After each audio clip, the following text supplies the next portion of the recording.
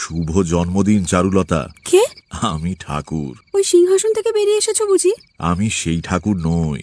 আচ্ছা, তুমি তো খুব তোমার একটা কবিতা আমাদের সিলেবাসে আছে, ওই হৃদয় আমার নাচের রাজিকে, সেখানে কলাপের মতো করেছো বিকাশ। এই লাইনটার মানে লিখতে পারিনি বলে 3 নম্বর কাটা গেছে। আহারে, চারুলতার জীবনে ছোটবেলা পেরিয়ে এখন এসেছে ইঞ্জিনিয়ারিং কলেজ। কিরে চারু, আর কতক্ষণ হাঁ করে দেখবি? বাজে বকিস না। হালকা আতেল আছে, লেগে পড়। মানছি ভালো লাগে, কিন্তু আমি হ্যাংলার মতো অ্যাপ্রোচ করতে পারবো না। তারপর আমাকে দেখ, একটা কালো মেয়ে, অগোছালো চুল, বোঁচা নাক। এক্সকিউজ মি, এত কথা বলতে হলে একটু পেছন দিকে বসলে ভালো হয়। আমি চললাম অরুণিমা। কালো তারে বলে গায়ের লো।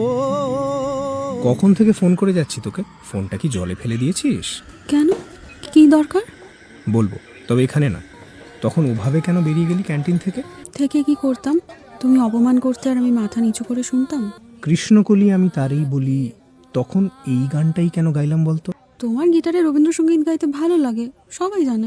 তোমার ওই চোখ দুটো ভীষণ ডেঞ্জারাস। তুমি যখন মোটা করে কাজল টেনে তাকাও না, তখন পৃথিবী জুড়ে যুদ্ধ শুরু হয়। হ্যালো, হ্যাঁ বল, কি হয়েছে? কি চারু, তুই শিগগিরই কলেজে আয় আগে। অমিতদার কি হয়েছে? অমিতদার বাইকটা সকালে অ্যাক্সিডেন্ট করেছে, মানে ওকে হসপিটালে নিয়ে গেছে। অমিত রায়ের বাড়ির লোক কে আছেন? I am extremely sorry. জীবনের মধ্যে কোথাও যে কিছুমাত্র ফাঁক আছে তা তখন জানিতাম না। তুমি তো ঠাকুর, তোমার নিশ্চয়ই অনেক শক্তি আছে। মানে ভীষণ কষ্ট হচ্ছে, একটু ঠিক করে দেবে? দুঃখ যদি না পাবে তো দুঃখ তোমার ঘুচবে কবে? সীমানা